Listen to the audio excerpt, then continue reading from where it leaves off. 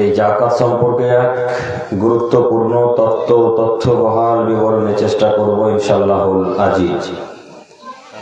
আমি আমার বক্তব্য শুরু করার প্রথমেই আপনাদের সবার সাথে জরুরি কয়েকটি কথা বলতে চাচ্ছি।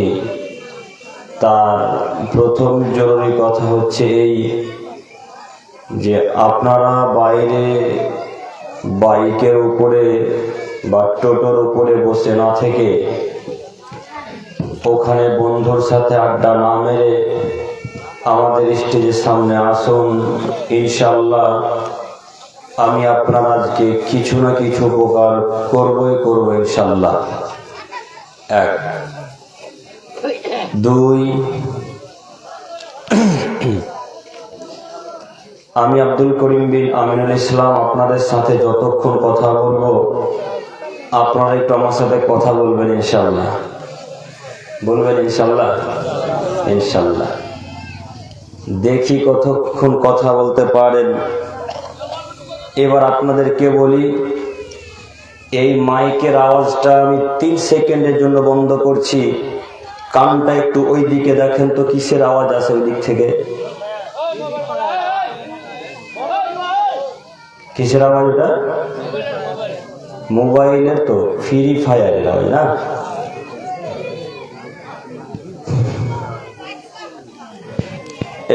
এটা দিয়ে যখন নিয়ে আসলেন আমাদের এই শেখ, এইখানে কিছু অশিক্ষিত বাচ্চারা টোটোতে বসে আছে, ওরাও ফ্রি ফায়ার খেলে। ওইখানে অশিক্ষিত বাচ্চারা ওখানে ফ্রি ফায়ার খেলে। তো আচ্ছা বলেন তো দেখি, যারা এখন টোটোতে আর এখানে সেখানে বসে ফ্রি ফায়ার খেলছে, ওর বাপ কি দামাইপুরে বেঁচে নেই? হ্যাঁ, ওর বাপ দামাইপুরে আছে এটা বলতে চাচ্ছেন? কে বললো ওর বাপ দামাইপুরে বেঁচে আছে? অসম্ভব, কখনো নয়। ওর বাপ যদি দামাইপুরে থাকতো তাহলে আজ কেউ ফ্রি ফায়ার খেলতে পারতো না। ওর বাপও কাপুরুষ, ও কাপুরুষের বাচ্চা কাপুরুষ। নইলে রমজান মাস এক শান্তির মাস, রহমতের মাস, বরকতের মাস, এত দামি মাসেও ফ্রি ফায়ার খেলে কি হিসাবে? ওর বাপের বিদ্যা আছে, ওর বিদ্যা আছে, ওর বংশের বিদ্যা আছে। এখানে কতক্ষণ থেকে উমর সাহেব আলোচনা করছেন, ওর ফ্রি ফায়ার খেলে মানে ওর সাহস কত বড় হয়? বেহায়া ছেলে কোথাকার। ওর মতো যুবকদের বিদ্যাকে মাটির উপরে না রেখে মাটির তলে গোরস্থানে পুঁতে দিবেন। দামাইপুর অনেক কাজ আছে। এই ছাত্রদের জাতির উপকার হবে না, এই যুবকদের জাতির উপকার হবে না। ও তো ফ্রি ফায়ার খেলেও কিভাবে জাতির উপকার করবে? সম্মানিত দিনী ভাই বোন, আমি আপনাদের দৃষ্টি আকর্ষণ করে অনুরোধ জানাতে চাচ্ছি যে ছেলে আপনার কিয়ামতের মাঠে হিসাব আপনাকে দেওয়া লাগবে, আমাকে নয়।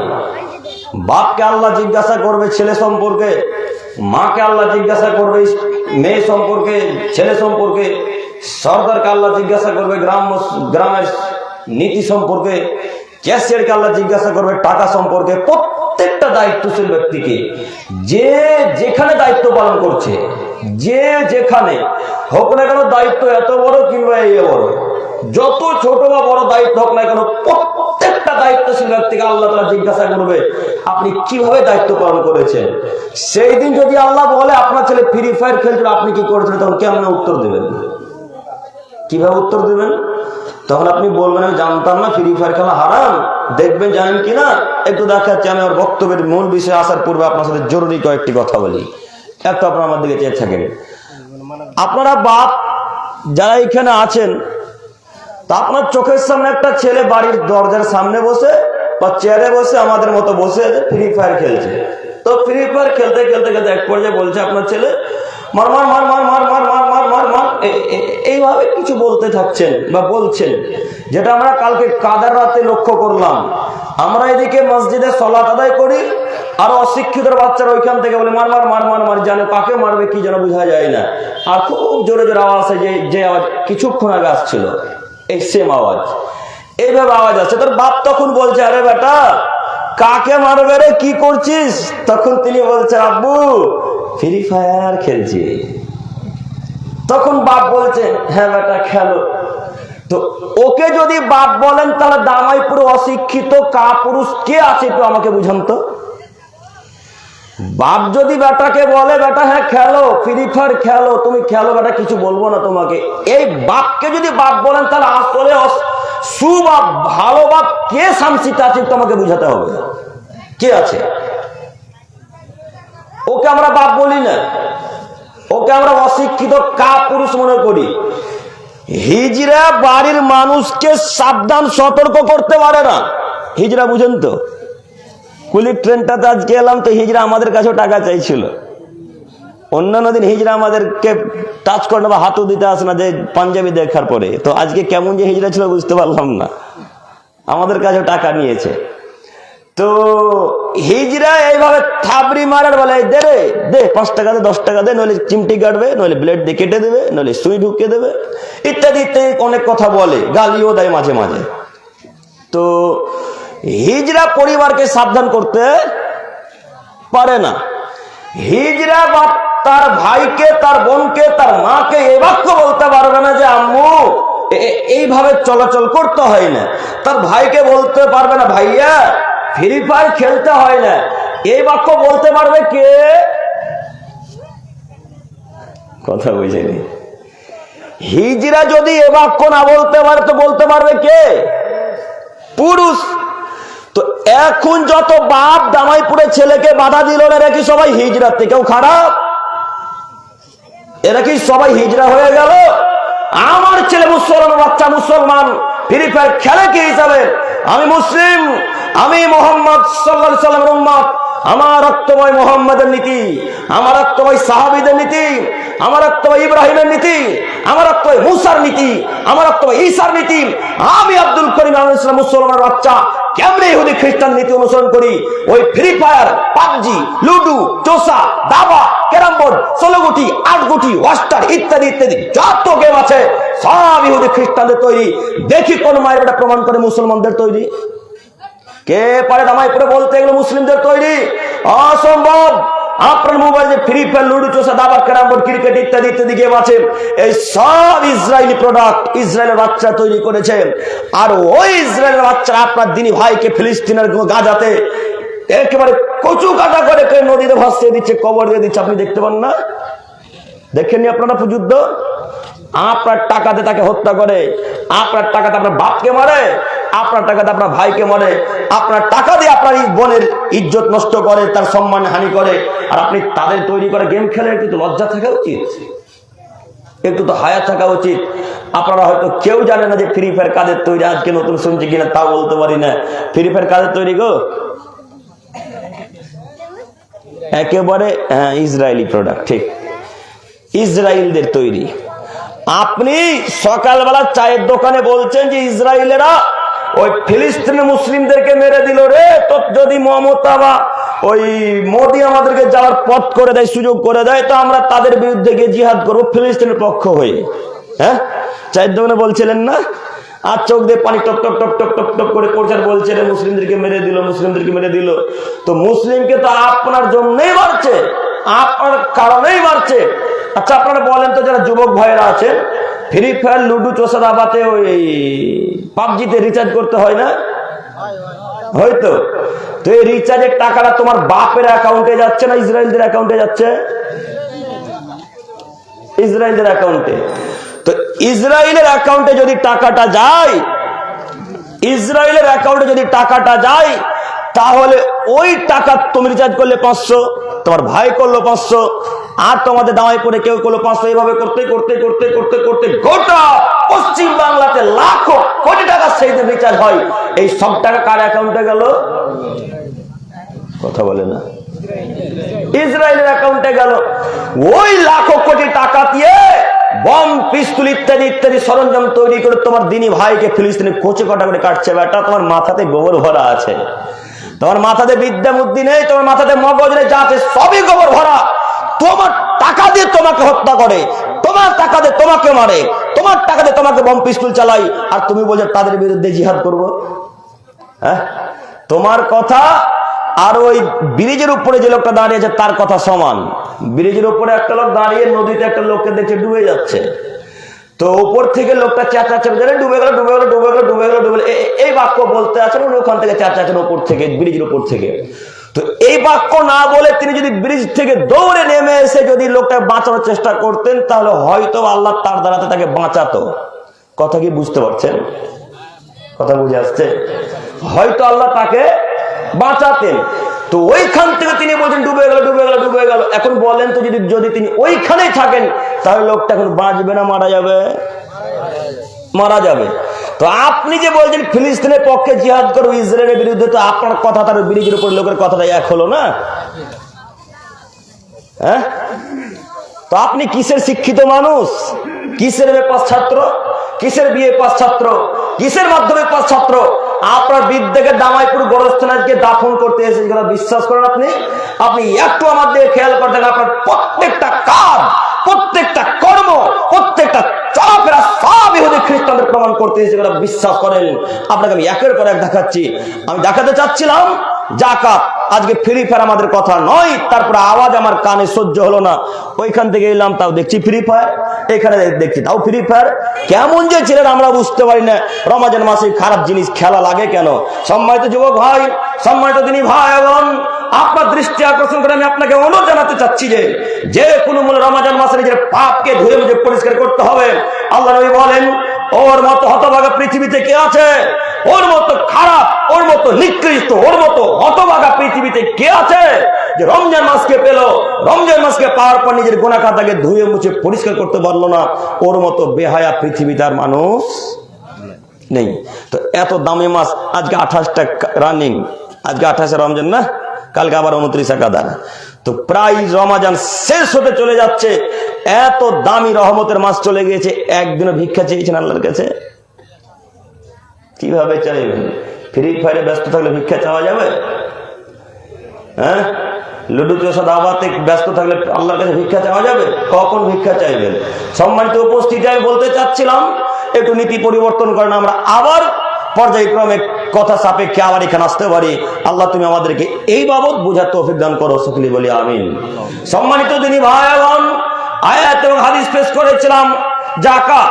একটু আপনার আমার দিকে চেয়ে থাকেন। যাকাত শব্দের আবিধানিক অর্থ হচ্ছে পবিত্র হওয়া। যদি কোনো মানুষ দামাই করে যাকাত আদায় করে, তাহলে তিনি তার সম্পদকে, তিনি তার শরীরকে, তিনি তার টাকা পয়সাকে, স্বর্ণ চাঁদিকে পবিত্র করলো।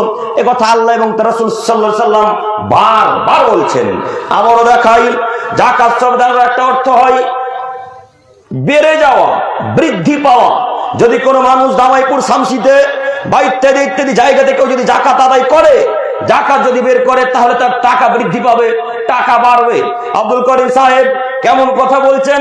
কথা একেবারে বিরোধিতা হয়ে যাচ্ছে, কথা বুঝতে পারি না। আপনি কিভাবে বলছেন যাকাত আদায় করলে টাকা বাড়ে, অথচ দুই চোখে আমরা দেখতে পাচ্ছি যাকাত দিলে টাকা কমে যায়। 1 লাখ টাকা থেকে যদি 10,000 টাকা যাকাত বের করা হয়, তাহলে থাকে 90,000 টাকা। কমলো না বাড়লো? কমলো। তো আল্লাহ এবং আল্লাহ নবী বললেন কি হিসাবে? যে যারা যাকাত আদায় করবে তাদের টাকা বাড়বে। এই কথার পরিপ্রেক্ষিতে আপনাকে একটা কোরআন মাজিদ আয়াত পেশ করে বোঝাতে চাচ্ছি। এই কোরআন মাজিদ আল্লাহ তাআলা বলছেন, ইয়ামহাকুল্লাহু রিবা ওয়া ইউরবিস সাদাকাত। পৃথিবীর মানুষ, তোমার মনে রেখো, যারা সুদ খায় তাদের টাকাকে আমি ধ্বংস করে দিলাম, যারা সুদ খায় তাদের টাকাকে আমি নষ্ট করে দিলাম, যারা সুদ খায় তাদের টাকাকে আমি সংকুচিত করে দিলাম, আর যারা দান করে তাদের টাকাকে আমি বাড়িয়ে দিলাম। এই আয়াতটা মানুষের পরিপ্রেক্ষী। আল্লাহ নবী বললেন যাকাত দিলে, যাকাত বের করলে টাকা বাড়ে। আল্লাহ তাআলা বলছেন সুদ খেলে টাকা কমে, আর দান করলে টাকা বাড়ে। কথা একেবারে বিপরীত হয় না? আমার চাচা এনেছিল আজকে 10,000 টাকা, 10,000 টাকার মধ্যে 5,000 টাকা দান করলো। টাকা, আমার চাচার কাছে টাকাটা কমলো না বাড়লো? কমলো। তা আল্লাহ তাআলা কেমনে বললেন টাকা বাড়ে? একটু এই ভাইটা সুদের টাকা খাটিয়েছে 10,000 টাকা, আজকে আমাকে দিল 10,000, 1 মাস পর বা 2 মাস পর হবে 10,100 টাকা বা 10,200 টাকা। তো টাকা বাড়লো না কমলো? বাড়লো। তো আল্লাহ কি হিসাবে বলছেন যে যারা সুদ খাবে তাদের টাকাকে আমি ধ্বংস করে দেব, আর যারা দান করবে তাদের টাকাকে আমি বাড়িয়ে দেব? যে লোকটা আপনাদের এলাকায় সুদ করছিল, কিছুদিন আগে বাইকে চলাচল করছিল, এই লোকটা সুদের মাত্রা বাড়িয়েছে, তো তখন বুলেট গাড়িতে চলাচল করেছে, আবার যখন সুদের মাত্রা বাড়িয়েছে তখন 4 চাকাতে চলতে শুরু করেছে। এই লোকটা আবার যখন সুদের মাত্রা বাড়িয়েছে তখন ডিফেন্ডারে চলতে শুরু করেছে, ফরচুনারে চলতে শুরু করেছে। টাকা যত বাড়ে তত দামি দামি গাড়ি আসে, সুদের মাত্রা যত বাড়ে তত বড় বাড়ি হয়, তত টাকা পয়সা বৃদ্ধি পায়। তাহলে আল্লাহর কথা আমাদের সচক্ষে দেখা একেবারে উল্টা পাল্টা হচ্ছে না? কথা কি আপনারা বুঝতে পারছেন? আমার একেবারে বিপরীত। তো আল্লাহ কেমনে বললেন সুদ খেলে টাকা কমে, দান করলে টাকা বাড়ে? এই বাক্য আমি আপনাকে বোঝাতে পারি না। আল্লাহ যা বলেছেন তাই আমি বলতে এসেছি। আমি এতটুকু বাড়িয়ে বলতে আসিনি, এতটুকু কমিয়ে বলতে আসিনি। আমি তো আর পীর সাহেব নয় আপনাদের যে বাড়িয়ে কথা বলে বুঝাতে পারবো। পীর সাহেবরা গোপনের কথা বলে দিতে পারে। হ্যাঁ, পীর সাহেব বলে দিতে পারতাম যে কিভাবে আল্লাহ দান টাকা বাড়াবে। ওই যে পীর সাহেব মদিনাতে কি হচ্ছে না এখানে নাকি নখে দেখতে পাচ্ছে, উনি পারবেন যে টাকার দান, সুদ খেয়ে টাকা কিভাবে কমে আর দান করলে কিভাবে টাকা বাড়ে উনি বোঝাতে পারবে, আমি পারবো না। কথা বুঝতে পারেন না মনে হয়? আল্লাহ এবং তার রাসূল বলেননি টাকা এভাবে বাড়বে। যদি তিনি বলতেন আমি আজকে বলে দিতে পারতাম। আমরা পীর নই, আমরা বেদাতি নই, আমরা 3 নম্বর শ্রেণীর হানাফি নই যে আমরা বাড়িয়ে বাড়িয়ে কথা বলতে পারি। আল্লাহ নবী বলেন মান কাযাবা আলাইহি মুতাআম্মিদান ফালিয়াতাবাওয়া মাকআদাহু মিনান নার। পৃথিবীর মানুষ তোমরা মনে রেখো, আমার ব্যাপারে লাখ কোটি কথা বলো তাতে বাধা নেই, আমার ব্যাপারে যা জানো তাই বলো। আমার ব্যাপারে কথা বলতে গিয়ে যদি এতটুকু বাড়াবাড়ি বলো তাহলে তোমার থাকার জায়গা জাহান্নাম। ও পীর সাহেব কেমনে বললেন মদিনাতে কি কাজ হচ্ছে নখ দেখে? কিভাবে কাঁসার থালা বুঝেন না? কিভাবে কাঁসার থালাটা দেখে বলতে বলেন কলকাতাতে কি হয়েছে, দামাইপুরে কি কে চুরি করলো টাকা, দামাইপুরে কে বাইক চুরি করলো, দামাইপুরে কে মোবাইল চুরি করলো। আপনার পীর সাহেবের কবিরাজ নাকি বলে দিতে পারে সব কক্ষ নয়, সব ধোঁকাবাজি, সব আল্লাহর সাথে ধোঁকাবাজি করে মানুষকে ধোঁকা দেয়। কোন মানুষের গায়েবের কথা বলতে কে পারে? আল্লাহ। বিশ্ব নবী মুহাম্মদ সাল্লাল্লাহু আলাইহি সাল্লাম তিনি গায়েবের কথা বলতে পারেননি, তিনি গায়েব জানেন না। আর আপনার 3 টাকা 3 পয়সার জর্দাখোর গুটখাখোর হুজুর দাও গায়েবের কথা বলতে পারবে? হ্যাঁ, যার কাছে ওহী আছে, যার কাছে জিবরাইল আলাইহিস সালাম একাধিকবার দিনে আসে, তিনি যদি গায়েবের কথা না বলতে পারেন,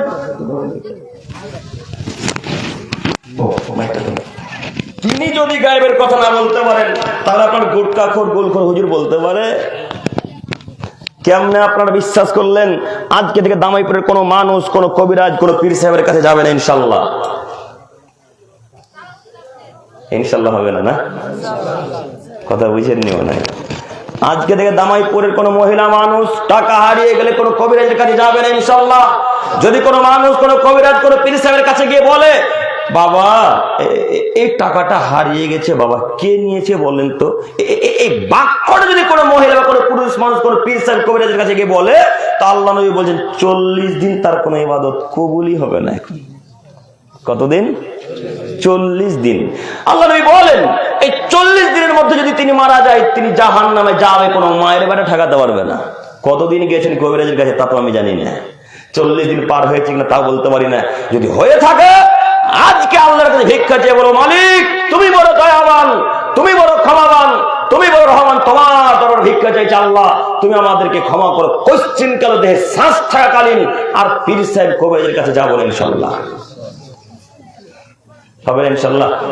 ইনশাআল্লাহ আল্লাহ তুমি আমাদেরকে কবুল করো, সকলে বলি আমিন।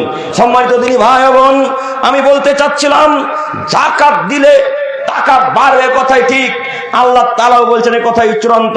সম্মানিত উপস্থিতি আরো কথা মনে রাখা ভালো হবে, যাদের নিসাব পরিমাণ সম্পদ পৌঁছে গেছে, যাদের টাকা যাকাতের নিসাবে চলে গেছে, তারা যদি যাকাত আদায় না করে তাহলে ওনাকে এক কঠিন বিপজ্জনক শাস্তি দেওয়া হবে, যে শাস্তির ভয়ঙ্কর অতীব কঠিন। যারা যাকাত আদায় করবে না তাদেরকে একটা সাপে ছোবল দিতে থাকবে, এত বিষাক্ত সাপ, এত বিষাক্ত সাপ, বিষের কারণে তার মাথাতে কোনো চুল থাকবে না, বিষের কারণে তার মাথাতে কোনো আঁশ থাকবে না। আপনারা পৃথিবীতে সাপ দেখেছেন যেই সাপের মাথাতে আঁশ থাকে, আঁশ বুঝেন না? আঁশ, পৃথিবীর সাপের প্রত্যেকটা সাপের মাথাতে আঁশ আছে, কিন্তু আল্লাহ নবী বলছেন এত বিষাক্ত সাপ তৈরি করা হবে যে লোকটা যাকাত দিবে না, বিষের কারণে তার মাথাতে চুল থাকবে না, বিষের কারণে তার মাথাতে আঁশ থাকবে না। পৃথিবীর সব থেকে বিষাক্ত সাপের নাম ব্ল্যাক মাম্বা, পৃথিবীর সব থেকে বিষাক্ত সাপের নাম কালকে উঠে।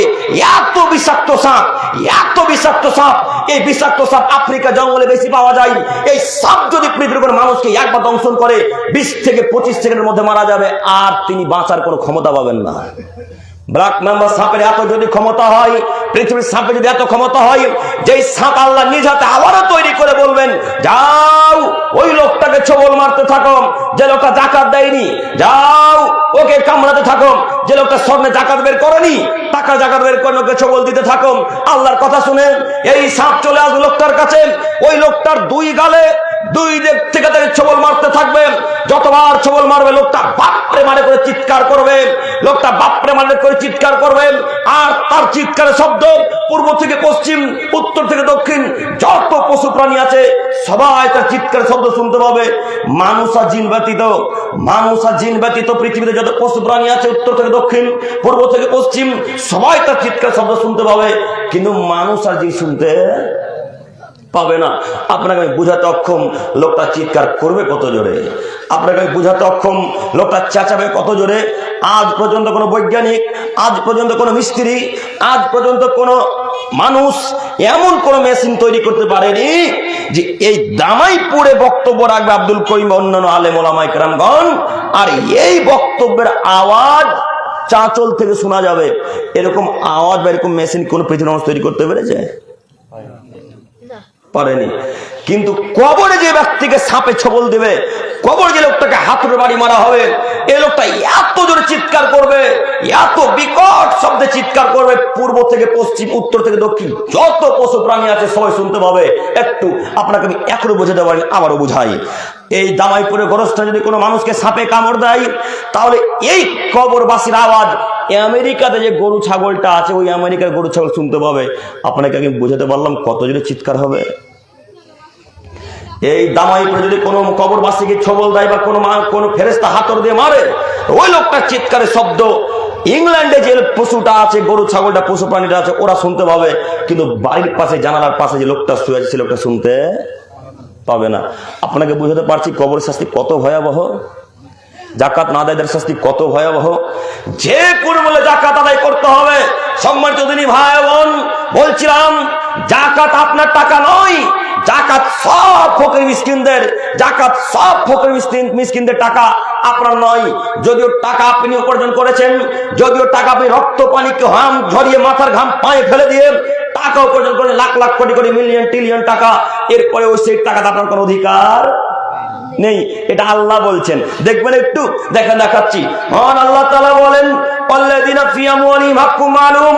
পৃথিবীর মানুষ, তোমরা মনে রাখো, তোমাদের সম্পদে, তোমাদের টাকাতে নির্দিষ্ট ব্যক্তিদের অধিকার রয়েছে, নির্দিষ্ট লোকের হক রয়েছে। তারা কারা? লিসাইলি ওয়াল মাহরুম। তারা হলো ফকির, তারা হলো বঞ্চিত, তারা হলো মিসকিন, তারা হলো বঞ্চিত।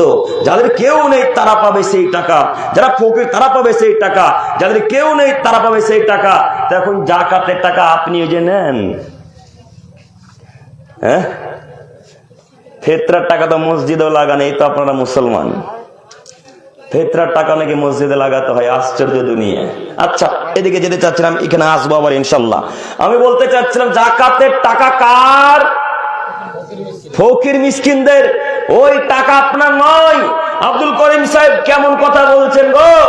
আমি রক্ত পানি করে টাকা উপার্জন করলাম, আমি দিনের পর দিন কষ্ট করে উপার্জন করলাম, আর এতগুলো টাকা ফকিরকে দিয়ে দিব, এতগুলো টাকা মিসকিনকে দিয়ে দেবো, এতগুলো টাকা ইতিমকে দিয়ে দেবো, এতগুলো টাকা মুসাফিরদেরকে দিয়ে দেবো? অসম্ভব না, আমি দিতে পারি না। আচ্ছা দিয়েন না, আমি আপনাকে এর চেয়ে বেশি বলতে পারি না। যদি না দেন তাহলে বিষাক্ত সাপ আপনার জন্য অপেক্ষামান রয়েছে, তিনি অপেক্ষা করছে। অতএব আপনাকে অনুরোধ জানাচ্ছি, টাকা উপার্জন করবেন আপনি, কষ্ট করুন আপনি, কিন্তু ওই টাকা দিতে হবে কাদেরকে? ফকির মিসকিনকে। তাহলে বলতে পারেন যে আল্লাহ তাআলা আপনাকে কত ভালোবাসেন, ফকিরদেরকে কত ভালোবাসেন। আল্লাহ আপনাকে সাপে কামড় দিবে না, আল্লাহ আপনাকে জাহান্নামে দিবে না। তাই দিন ধর্ম পেশ করে জাতিকে বললেন মুহাম্মদ সাল্লাল্লাহু আলাইহি ওয়াসাল্লাম যে জাকাত আদায় করো, জাকাত প্রদান করো, নইলে এই শাস্তি তোমাদের অপেক্ষা করছে, সেই শাস্তি দেওয়া হবে। সম্মানিত উপস্থিতি, আজকের পর থেকে জাকাত বের করবই ইনশাআল্লাহ। যদি সেই পরিমাণ নিসাব চলে যায়। আর আব্দুল করিম সাহেব আচ্ছা মনে করে নেন যে আমার কাছে 2 লাখ টাকা আছে, আর বেশি টাকা নেই, তো এই টাকার কি জাকাত বের করতে হবে? জি, বর্তমান বিশ্বের বড় বড় ওলামায়ে কেরামগণ বর্তমানে ফতোয়া দিয়ে বললেন জি, যাদের নিসাব পরিমাণ টাকা যায়নি তারাও জাকাত বের করবে। কেন? তারা যদি জাকাত আদায় করে তাহলে তাদের বাড়ির পাশে যারা ফকির মিসকিন আছে তাদের সুবিধা হবে, তাদের একটু ভালো হবে, তারা ঈদের দিন বা ঈদের পরের দিন কিছু ভালো মন্দ খাবে, নইলে তাদেরকে ঈদের দিন কাজ করতে যেতে হবে, তখন আপনাকে একটু খারাপ লাগতে পারে। এই জন্য যাদের 2-3 লাখ টাকা আছে তারা আমরা জাকাত আদায় করার চেষ্টা করবো ইনশাল্লাহ। আচ্ছা জাকাত যদি নাও বের করি সেখান থেকে 20-25 হাজার টাকা, 10 হাজার টাকা, 15 হাজার টাকা বের করে যা মানুষকে দেবো ইনশাল্লাহ। ইনশাল্লাহ মনে থাকবেন ইনশাল্লাহ। ইনশাল্লাহ আল্লাহ তুমি আমাদেরকে বুঝার তৌফিক দান করো, সকলে বলি আমিন। সম্মানিত দিনী ভাই বোন, আমি আপনাকে দেখাতে চাচ্ছিলাম জাকাত একের পর এক আমি বারবার এগিয়ে যেতে যাচ্ছি, আপনারা একটু কথা ফলো করেন। মহান আল্লাহ তাআলা বলেন আকিমুস সালাহ, পৃথিবীর মানুষ তোমরা সালাত আদায় করো, ওয়াতুজ যাকাত, তারপরে তোমরা যাকাত প্রদান করবে। একটু কথাকে মনোযোগ দিয়ে শ্রবণ করেন। আল্লাহ প্রথম বাক্যে একটি ব্যবহার করলেন সালাতের কথা, আল্লাহ এখানে বলেননি জাকাতের কথা আগে, তিনি সালাতকে আগে নিয়ে এলেন। তার মানে কেউ যদি যাকাত আদায় করে তাহলে তাকে সালাত আদায় করতে হবে, কেউ যদি যাকাত প্রদান করে তাহলে তাকে নামাজ পড়তে হবে। যার নামাজ নেই তার যাকাত নেই, যার নামাজ নেই তার সিয়াম নেই, যার নামাজ নেই তার দান খায়রাত নেই, যার নামাজ নেই তার মায়ের সাথে ভালো আচরণ নেকি নেই, যার নামাজ নেই ফকিরের সাথে ভালো আচরণ নেকি নেই, মিসকিনদের সাথে ভালো আচরণ নেকি নেই, যার নামাজ নেই তার কোনো কিছু নেই। এখন দামাইপুরে শত শত যুবক সিয়াম পালন করে কিন্তু সালাত আদায় করে না। দামাইপুরের হাজারো মানুষ রোজা রাখে কিন্তু নামাজ পড়ে না। বলেন তো দেখি দামাইপুরের মানুষ ওই লোকটার রোজার নাকি পাবে কি পাবে না? পাবে না। কেন? আল্লাহ নবী বলছেন সালাত আছে যার সব ইবাদত আছে তার, সালাত নেই যার কোনো ইবাদত নেই তার। অতএব সারাদিন না খেয়ে স্ত্রীর কাছে না গিয়ে সারাদিন না পান করে নেকি যদি না পাই তো কোনো কাজে আসবে কিয়ামতের মাঠে? তো আজকে থেকে সালাত আদায় করতে পারবো না? পারবো ইনশাল্লাহ। যুবক ভাই আপনাদেরকে বলছি পারবো আজকে থেকে সালাত আদায় করতে ইনশাল্লাহ। ইনশাল্লাহ যদি কিয়ামতের মাঠে কিছু পেতে চান তাহলে সালাত আদায় করার চেষ্টা করেন, নইলে সব বেকার এতক্ষণ কষ্ট করে থাকলেন 9 থেকে 10 ঘন্টা যাবত না পান করে না খেয়ে স্ত্রীর কাছে না গিয়ে এত কষ্ট করে জীবন যাপন করে যদি সালাত সিয়ামের নেকি না পাই তাহলে আমাদের কোনো লাভ হলো? আজকে থেকে সালাত আদায় করবো ইনশাল্লাহ, যে কোনো মূল্যে, যে কোনো মূল্যে সালাত সঙ্গে কখনো আপোষ করবো না ইনশাল্লাহ।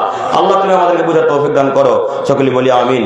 সম্মানিত উপস্থিতি, বলছিলাম আল্লাহ তারপরে বলছেন ওয়াতুজ যাকাত, তোমরা যাকাত প্রদান করবে। তার মানে সালাত আগে তারপরে যাকাত।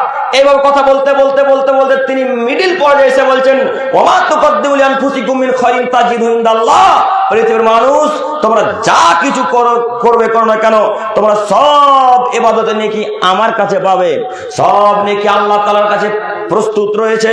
মরলে সে নেকি আল্লাহ অক্ষরে অক্ষরে আপনাকে বুঝিয়ে দিবে।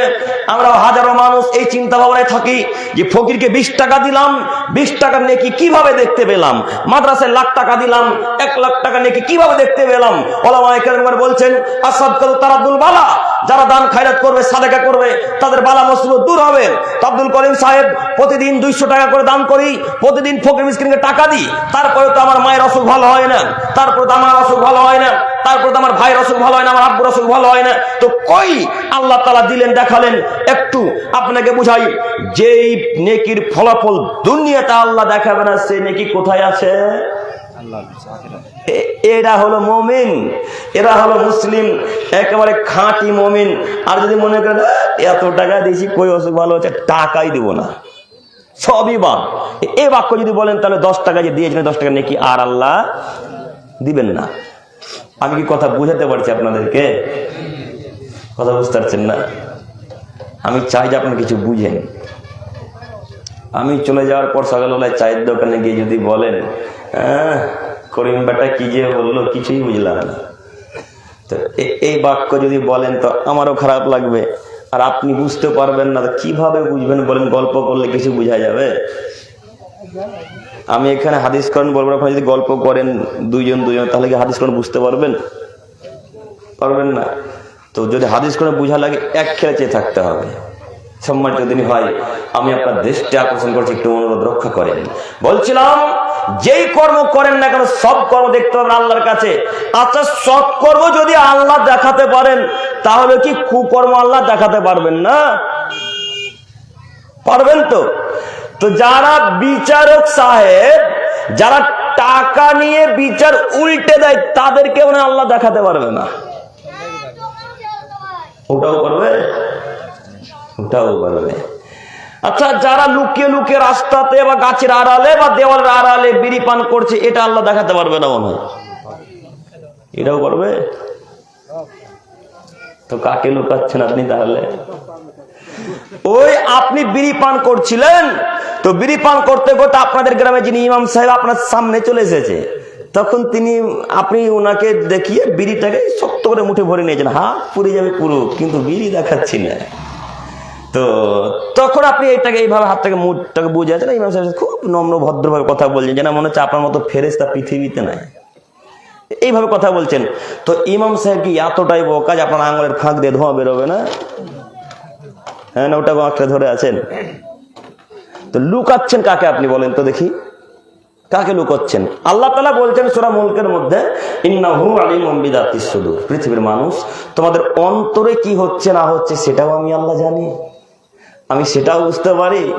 তো বিচারক যারা বিচার করতে বসে টাকার পরিপ্রেক্ষিতে বিচারকে পরিবর্তন করে দেয়, এদেরকে তো আল্লাহ দেখাবেনি, এদেরকে তো কিছু বলবেন। ও বিচারক সাহেব, আপনার মাঝে কত করেন, আপনাকে আমি কিভাবে বুঝাই? আপনি যে কত বড় বিপদে, আপনাকে আমি বুঝাতে অক্ষম। যারা বিশেষ করে বিচারক, যারা নেতা মানুষ, তাদের কঠিন, অতীব জটিল, অতীব কঠিন। অতএব বিচার সঠিক করার চেষ্টা করেন। আপনাদের দামাইপুরে ঘটে কিনা বলতে পারি না, বিভিন্ন এলাকাতে এইভাবে বিচার এখন চলতে থাকে, বিভিন্ন এলাকাতে এইভাবে বিচার হয়। একটু আমি অপরাধী, আমার টাকা পয়সা আছে,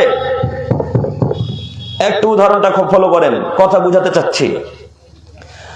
আমি অপরাধী মানুষ, আমার টাকা অনেক আছে, আমি আমার এই ভাইকে 2-3 থাপ্পড় মেরেছি, গালি দিয়েছি, ইত্যাদি ইত্যাদি কাজকর্ম করেছি, তার সাথে খারাপ ব্যবহার করেছি।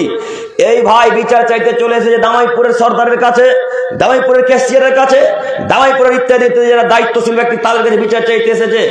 এই ব্যক্তি বললেছেন আমার বিচার করে দিতে হবে। তখন সর্দার বলল, আচ্ছা ঠিক আছে, মাগরিব পর বিচার বসবে, সবাই আপনারা আসবেন। মাইকে এলান হলো, আমি আব্দুল করিম বিন আল ইসলাম আসরের কিছুক্ষণ পরে গিয়ে 20,000 টাকা পকেট থেকে বের করে বললাম যে বিচার যেন ওই দিকেই থাকে, আটজনের বিচার এইদিকে না আসে। এরকম দামাইপুরে বিচার হয়? এরকম হয় না। কোন এলাকা বাদ যাবে না, কোন এলাকা বাদ যাবে না। সব যে বেহায়া অশিক্ষিত মানুষ, যাদেরকে বিচারক নির্ধারণ করলেন তারাও যে অশিক্ষিত, যাদেরকে দায়িত্ব দিলেন তারাও যে ঘুষখোর হারামখোর মানুষ, তো কিভাবে বিচার সঠিক হতে পারে? সম্মানিত দিনী ভাই, আপনাদের দৃষ্টি আকর্ষণ করে বলতে চাচ্ছি, ওই যে বিচারককে 20,000 টাকা দিয়ে আমি আমার বিচারকে পরিবর্তন করে দিলাম, এটা মনে হয় আল্লাহ কিয়ামতের মাঠে দেখাবেন না, দেখাবেন? তাহলে বিচারক কত বড় জটিলে, কত বিপদে। বিচারক সাহেব, আপনার দৃষ্টি আকর্ষণ করে বলতে চাচ্ছি, যেইভাবে বিচার করা লাগে সেইভাবে বিচার করুন। যে যেটা অধিকার রাখে তাকে অধিকার বুঝিয়ে দিতে হবে, যে যেটা প্রাপ্য পায় তাকে প্রাপ্য বুঝিয়ে দেওয়া লাগবে, নইলে কিয়ামতের মাঠে হিসাব দেওয়া লাগবে। আজকে যদি 20,000 টাকার পরিবর্তে আমার দিকে বিচার আছে, ওকে যদি অপরাধী বানানো হয়, কিয়ামতের মাঠে 20,000 টাকা নেকি, ওই অপরাধ, যে লোকটা নির্দোষ ছিল, যে অপরাধী ছিল না, ওই লোকটাকে কিয়ামতের মাঠে নেকি দিয়ে দিতে হবে। বিচারক সাহেব কত নেকি দিবে সেদিন বোঝা যাবে না। বিচারক কিভাবে নেকি দিতে পারে? বাপ নিজের ছেলেকে নেকি দিবে না, মা নিজের মেয়েকে নেকি দিবে না, বন্ধু নিজের বন্ধুকে নেকি দিবে না, ভাই নিজের ভাইকে নেকি দিবে না, তাহলে বিচারক কিভাবে নেকি দিবে? একজন আর একজন নেকি দিবে না। সম্মানিত দিনী ভাই বোন, আওতে বলছিলাম বিচার সঠিকভাবে করার চেষ্টা করেন। সম্মানিত উপস্থিতি, বিচার তখনই পরিবর্তন হয় যখন বিচারক হয় মূর্খ, বিচার তখনই পরিবর্তন হয় যখন বিচারক হয় ঘুষখোর, বিচার তখনই পরিবর্তন হয় যখন বিচারক হয় হারামখোর। বিচারক যদি সৎ, মুমিন, পরেজগার, তাকওয়াশীল, আল্লাহভীরু হয়, তাহলে বিচার কোনোদিন পরিবর্তন হবে না। ঠিক উমরের মতো। আচ্ছা একটু দেখাই আপনাকে, আমি এই জায়গাতে আসি। একটা সাহাবী, একটু লক্ষ্য করেন, বিরক্ত হচ্ছেন? একটু আপনারা আমার দিকে চেয়ে থাকেন। একজন বিখ্যাত সাহাবী ঈসা আল্লাহ নবীকে বলছেন, আল্লাহ নবী আমাকে একটু ওই গ্রামটার চেয়ারম্যান বানিয়ে দেন না। আল্লাহ নবী কিসে বলছেন? একজন সাহাবী। কে বলছেন বলেন তো? সাহাবী। সাহাবী মানে আল্লাহ নবী বলছেন যে তোমরা আমার সাহাবীর নখের যোগ্যতা রাখো না, নখের। কত দামি মানুষ তারা, এত দামি। তারপর আল্লাহ নবী বলছেন, কি বললে? তখন তিনি আবার বলছেন, আল্লাহ নবী আমাকে একটু অমুক গ্রামের চেয়ারম্যান নেতা বানিয়ে দেন না, আমি সেই গ্রামের নেতৃত্ব দিব, আমি সেই গ্রামের লোককে বলবো আমার কথা মানবে। এটা একজন সাহাবী এসে বলছেন। তখন আল্লাহ নবী বলছেন, আবু জার, আরে ছি ছি ছি ছি, তুমি করেছো কি? তুমি কি বললে? তুমি বিচার করবে মানে? আরে তুমি তো নরম দিলের মানুষ, তোমার তো দিলটা অতীব নরম। কেউ যদি 20,000 টাকা এসে দেয়, তুমি বিচারকে পরিবর্তন করে দিবে। তুমি তো অতীব নরম দিলের মানুষ, যদি তোমাকে ধমক দিয়ে কেউ কথা বলে তাহলে তুমি বিচারকে পরিবর্তন করে দিবে। ও আবু জার, বিচার তোমাকে দিয়ে চলে না, বিচার একজনকে দিয়ে চলবে, তার নাম উমার। বিচার উমার করবে আবু জার, তুমি বিচার করতে পারবে না। উমার মানে? উমার কে? উমার কে? উমার মানে উমার যে রাস্তাতে চলে সে রাস্তাতে শয়তান চলে না। উমার যে রাস্তাতে যাতায়াত করে সে রাস্তাতে শয়তান যাতায়াত করে না। আবু জার, বিচার উমার করবে, তুমি করতে পারবে না। বিচারক এমন লোককে দিতে হবে যে পরহেজগার, তাকওয়াশীল, আল্লাহ ভীরু, আল্লাহ বেঁধে কাউকে ভয় করে না, একবারে বলিষ্ঠ কণ্ঠে বিচার করবেন। হোক না কেন সুলি, হোক না কেন ফাসিম, হোক না কেন গ্রামের কাছে খারাপ, এইভাবে যে লোকটা বিচার করতে পারে তাকে বিচার নির্ধারণ করতে হবে। এমন বিচারক নির্ধারণ করলেন যার দাড়ি সবই চাচা। তো কিভাবে বিচার করবে এখন? না, আমি দামাইপুরের লোককে বুঝাতে পারি না। কথা বুঝতে পারছেন চাচা? এমন লোককে ক্যাশিয়ার বানালেন যার প্যান্টটা 24 ঘন্টা টাকার নিচে থাকে। তো কিভাবে বিচার করবো? তো ধর্মই বুঝে না, ও কি নীতিক বিচার করবে এখন? কথা বুঝতে পারছেন কি? উনি কি বিচার করবে? যাকে আবার বিচারক তৈরি করলেন সে লোকটার স্ত্রী ঢং ঢং ঢং ঢং ঢং ঢং করে পুকুরে গোসল করে, টিউবওয়েলে খোলা মেলে গোসল করে, আবার ঢং ঢং ঢং ঢং করতে করতে বাড়ি চলে যায় উলঙ্গ হয়ে, ব্লাউজ গায়ে দিয়ে। ও কি বিচার করবে? ও কি বিচার করবে? কেন এত চাচাদের মুখে দাঁড়িয়ে আছে, কারো লক্ষ্য কারো চোখে পড়ে না? এদেরকে বিচারক করা যায় না? এদেরকে মোরাল ক্যাসেট করা যায় না? পরেশগার ব্যক্তিকে যতদিন বিচারক না তৈরি করবেন ততদিন পর্যন্ত বিচার এমনি চলতে থাকবে, কেউ সঠিক বিচার পাবে না। এই কথাই ঠিক, কেউ সঠিক বিচার পাবে না। আব্দুল করিম সাহেব কথা কেমন বলছেন গো? কথা সব বিপক্ষে চলে যাচ্ছে। জি, আপনি দুঃখ নিয়েন না, আমি আপনার দিনই ভাই, আপনার সাথে আমার কোনো শত্রুতা নেই। আপনাদের সাথে না আমার জমি নিয়ে ঝামেলা, না টাকা পয়সা নিয়ে ঝামেলা, না ভাই ভাই মারপিট, না গালি দিয়েছেন, না আমি আপনাকে গালি দিয়েছি। এর পূর্বে কোনোদিন দেখা হয়েছে আপনাদের সাথে? হয়নি। তার মানে আপনাদের সাথে আমার কোনো শত্রুতাও নেই। কাজে আপনি বিশ্বাস করেন আমি আব্দুল করিম বিন আমিনুল ইসলাম আপনাকে দুঃখ দিয়ে কথা বলতে আসিনি। আমি চাই যে আমি আমার পরিবার সহ, পিতামাতা, ভাই ভ্রাতৃ সহ, ছেলে মেয়ে সহ জান্নাতে থাকতে চাই, ঠিক তেমনি আপনাদেরকে আমি জান্নাতে নিয়ে যেতে চাই বলে এত জটিল কঠিন ভাবে কথা বলা। অতএব যেই লোকটা সৎ পরেশগার তাকে বিচার নির্ধারণ করতে হবে ইনশাল্লাহ। ইনশাল্লাহ করা খুব কঠিন, খুব কঠিন। কেন? যে লোকটা দাঁড়িয়ে আছে লোকটা টাকা নাই, যে লোকটা নামাজ পড়ে ওর টাকা নাই, যে লোকটা সৎ ওই লোকটার দাপট নেই, মানে ক্ষমতা নেই যে দলীয় দাপট তিনি কোনো কথা বলো, তার কোনো দলীয় দাপট নেই, তার কোনো টাকা নেই যে তিনি মসজিদের 1 লক্ষ টাকা দিয়ে দিতে পারবে, তাই ওকে সর্দার করবেন না। আর গ্রামের লোকও খুব চালাক, গ্রামের লোকও খুব পণ্ডিত, খুব বুদ্ধিমান। কেন? যখনই কিছু সৎ মুরব্বীরা বলেছে আরে ওই লোকটাকে দায়িত্ব দে, ওই নামাজ পড়ে, পরেশগার, খুব ভালো মানুষ, তখন কিছু মানুষ বলছে ওকে দায়িত্ব দিবি, ও টাকা আছে, ওকে দায়িত্ব দিবি, ও টাকা আছে। তো কে পাবে? ও তো আব্দুল খালেককে দে, লাখ লাখ কোটি কোটি টাকার মালিক। তখন আব্দুল খালেককে দিয়ে দিলেন। কেন? আব্দুল খালেকের দায়িত্ব দেওয়ার অর্থ হচ্ছে মসজিদ মাদ্রাসা যখন ঢালাই কাজকর্ম হবে তখন সময়ে অসময়ে সুযোগ সুবিধা পাওয়া যাবে। আরে কথাও ঠিক, আব্দুল খালেককে যদি দায়িত্ব না দেন তাহলে আপনাকে টাকাতে তিনি দিবেন না, দিবেন না। আপনি এমনি সবাই টাকা চাইতে যান, 10,000 টাকা দেবে না। দায়িত্ব কোনো পোস্টিং এ তাকে রাখেন, তারপরে বলছিলাম যে ওই জায়গাতে কাজ চলছে, তো একটু টাকা দিলে খুব ভালো হয়। তখন 10,000-এর পরিবর্তে 1 লক্ষ দিয়ে দেবে। তখন নেতা যে উনি কথা বুঝতে পারেন না নাকি? আপনারা বাংলাদেশের বক্তব্য শোনেন না মনে হয়, না শোনেন? তো বুঝাতে আমার লেট হচ্ছে মনে হচ্ছে। এই হচ্ছে গ্রামের লোকের নীতি। তো গ্রামের লোকও যেমন, সর্দারও তেমন। তাই তো সর্দার বলছে এমন করে খাবি কতদিন, তো গোলে মালে যায় যতদিন। যতদিন দামাইপুরের মানুষ শিক্ষিত না হয়েছে, যতদিন মুর্শিদাবাদের মানুষ শিক্ষিত না হয়েছে, যতদিন শামসির মানুষ শিক্ষিত না হয়েছে, ততদিন এইভাবে বিচার চলবে, ঘুষ খাবে, সুদ খাবে, ইত্যাদি ইত্যাদি সব ব্যবসা চলবে। এরাই নাকি বিচারক, এরাই নাকি আইডল, এরাই নাকি সম্মানিত মানুষ। অসম্ভব, কখনো নয়। সম্মানিত সর্দার সাহেব, বিচার করতে হলে যে কোনো মূল্যে সঠিক বিচার করতে হবে। এই জন্য আল্লাহ নবী বললেন, আল কুদাতু সালাসা, বিচারক তিন প্রকারের।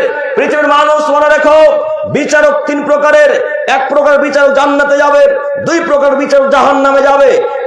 এক, যে লোকটা জান্নাতে যাবে তিনি হলেন যে ব্যক্তি কোরআন এবং হাদিস মোতাবেক বিচার করবে, হক নেই যে লোকটা বিচার করবে, ওই লোকটা জান্নাতে যাবে।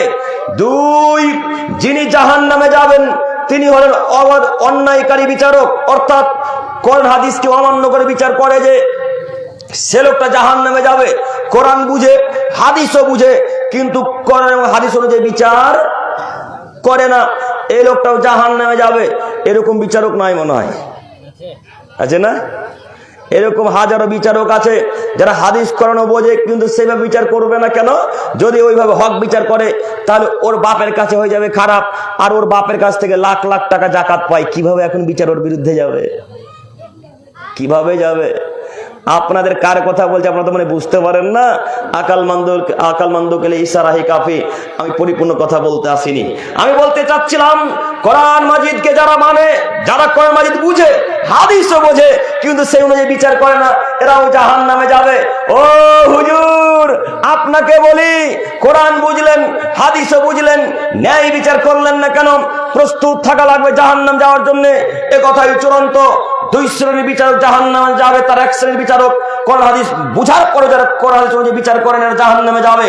দুই, ওই বিচারক জাহান্নামে যাবে যে কোরআনও বুঝে না, হাদিসও বুঝে না, গ্রামের কোনো কথাও বুঝে না, কোন ভারতের আইন শৃঙ্খলা কিছুই বোঝে না, পৃথিবীর কোনো শৃঙ্খলা বুঝে না, তারপরেও বিচার করে। এরকম বিচারক নাই, আছে? যে কোনোদিন স্কুল কলেজ বিশ্ববিদ্যালয় গেল না, যে মাদ্রাসাতে কোনোদিন আলিফ বা লিখতে শিখলো না, ওই নাকি চেয়ারম্যান, ওই নাকি বিচারক। এক পর্যায়ে লম্বা হাদিস, একটু দেখেন, লম্বা হাদিস। জিবরাইল আলাইহিস সালাম আল্লাহ নবীকে বলছেন, মাতা সাত, কিয়ামত কখন হবে বলেন। তখন আল্লাহ নবী বলছেন, যিনি প্রশ্ন করছেন আমাকে তিনিই ভালো জানেন, আমার চাইতে তিনিই ভালো জানেন। তখন জিবরাইল আলাইহিস সালাম আবার বলেন, আচ্ছা ঠিক আছে, আপনি এটা তো বলেন, কিয়ামতের কিছু লক্ষণগুলো বলেন তাহলে। তখন আল্লাহ নবী জিবরাইলের কথা শুনে লক্ষণ বলতে শুরু করলেন। তিনি বলতে শুরু করলেন, কিয়ামতের পূর্ব লক্ষণ হচ্ছে, যারা খালি পায়ে গরু ছাগল চড়াতো, যাদের পরনে গামছা জুটতো না, যাদের পরনে জামা জুটতো না, যারা এমনি ল্যাংটা হয়ে উলঙ্গ হয়ে রাখালের মতো গরু ছাগল চড়াতো, তারা যেদিন বড় বড় অট্টালিকা তৈরি করবে, তারা যেদিন চেয়ারম্যান নেতা হবে, তারা যেদিন সরকারের দায়িত্বে থাকবে, তারা যেদিন সমাজে নেতৃত্ব দিবে, সেই দিন হবে কিয়ামত, সেই দিন হবে কিয়ামত। সম্মানিত উপস্থিতি, আজকে দামাইপুরের দিকে নজর দিয়ে দেখেন, শুধু দামাইপুর নয়, গোটা পৃথিবীতে যেখানে যারা নেতৃত্ব দিচ্ছে তাদের সবার দিকে চোখ বুলিয়ে দেখেন। যারা নেতৃত্ব দিচ্ছে 1999টা মানুষও অশিক্ষিত। দেখেন মিলিয়ে, কিভাবে আপনাকে বুঝাই। আপনাকে আমি এই জন্য কিছুদিন আগে বলেছিলাম, নেতা যখন নির্বাচন করবেন দেখবেন তিনি সৎ কিনা। কিভাবে আপনি নির্বাচন করলেন তাও বুঝলাম না। সম্মানিত উপস্থিতি, আপনাদেরকে আমি অনুরোধ করে বলতে চাচ্ছি, বিচারক হতে যদি হয় তাহলে সঠিক বিচার করতে হবে, নাহলে জাহান্নাম যাওয়া লাগবে, কথাই চূড়ান্ত। আমি বলতে চাচ্ছিলাম, গ্রামের মানুষদেরকে অনুরোধ জানাতে চাচ্ছি, আল্লাহ সব পাপ ক্ষমা করে দিতে পারেন, আল্লাহ সব পাপ ক্ষমা করে দিতে পারেন। আল্লাহ যদি সব পাপ ক্ষমা করে দেয় তো মানুষের করা কি উচিত নয়? মানুষের উচিত। আল্লাহ সর্বশ্রেষ্ঠ, তার চাইতে বড়, তার মতো শক্তিশালী পৃথিবীতে কেউ নেই। এত শক্তিশালী